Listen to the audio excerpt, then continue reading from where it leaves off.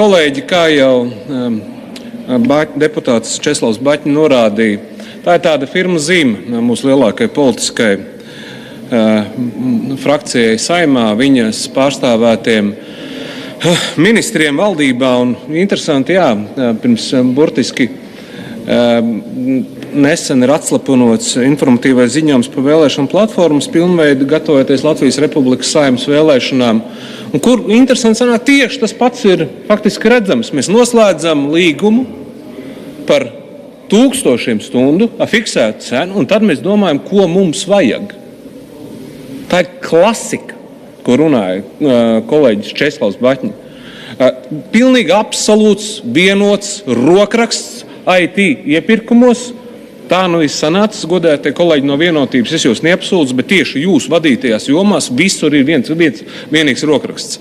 Un es pilnībā pievienojos tas, ko minēja arī deputāts Baķņa, kad ir šis IT karteļa, ne tikai karteļa, visu IT iepirkumu rokraksts faktiski jāpārbauda par visu valsti, par visām institūcijām, par visām ministrijām, kur un vēl kā mēs redzam šādu pieeju. Vispirms izsludina konkursu, tad kaut kas atlasa pretendentus, tad viņi paši neiesniedz, tad saprotam, ka nav laika, kad ir jāslēdz līgums uz noteiktām 1000 stundu pa zināmu stundas likmi, un tad vienkārši šīs stundas tiek atrakstīts, un kaut kas tiek uzgatavots, sākumā pat nezinot, ko mēs pasūtam. Visur vienots rokraksts.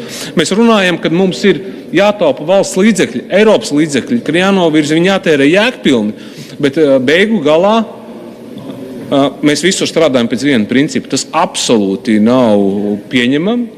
Šāda pieeja nav atbalstāma. Mums līdz šim, es domāju, mums kopīgi visiem ir izdevies, tā kā mēs šādas problēmas noliekam dienas gaismā no viņām, no šādiem neliederīgiem tēriņiem atvadīties. Esam ietaupījuši, domāju, ļoti daudz resursus, bet tas, kas notiek IT jomā, kolēģi, tas nav pieņemams. Es aicinu varbūt visus politiskos spēkus, neatkarīgi pozīcija, opozīcija, īpaši arī pozīcijai, preventīvi veikt šīs darbības, lai šādas lietas nekavējoties jau tagad pārtrauktu, bet ar šādu kopīgu analīzi mēs noteikti nodarbosimies, lai ietaupītu nodokļu maksātāju naudu.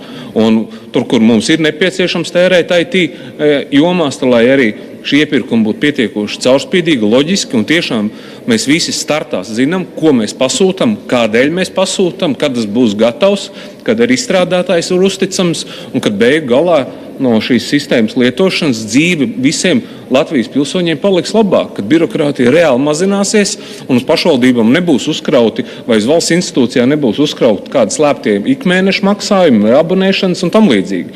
Finālā mēs visi pārtērējam milzīgas naudas IT sektorā un ne tikai IT sektorā. Rezultātā mēs vēl pieņemam darbā jaunus cilvēkus gan pašvaldībās, gan citās publiskās atvasinātās institūcijās, gan ministrijās, kuri visi strādā šim samudžinātām sistēmām. Nereti šīs sistēmas, pat viena izstrādātāja ieviest sistēmas starp dažādiem resoriem nav savienojams, nevar sistēmās apmainīties ar informāciju, un ka palūdzu šādu moduli pielikt, pa katru moduļu izstrādi vēl prasa 100 000 vai miljonus papildus.